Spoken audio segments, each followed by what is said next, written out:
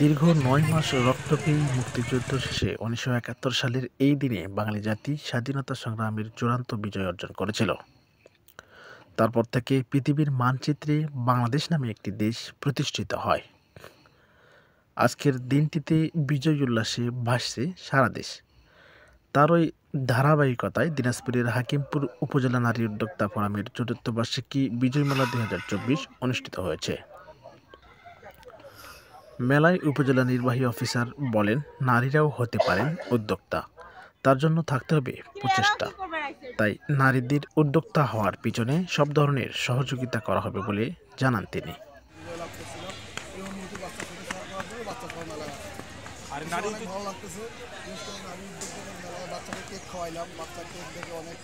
আজকে ১৬ই ডিসেম্বর আমাদের একটা বিজয় দিবস উপলক্ষে আমরা হাকিমপুর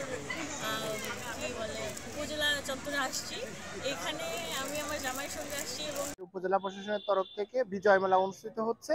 এখানে আমাদের হাকিমপুরের সকল উদ্যোক্তারা অংশগ্রহণ করছে এবং আমরা খুবই আনন্দিত যে খুবই উৎসবমুখর একটা পরিবেশে এই মেলা অনুষ্ঠিত হচ্ছে ও সুন্দরভাবে এটা শেষ হবে এবং সাংস্কৃতিক অনুষ্ঠানের মাধ্যমে আমাদের এই বিজয় মেলা শেষ হবে। সাব্বির হোসেন বিপ্লব, নিউজ ডেস্ক।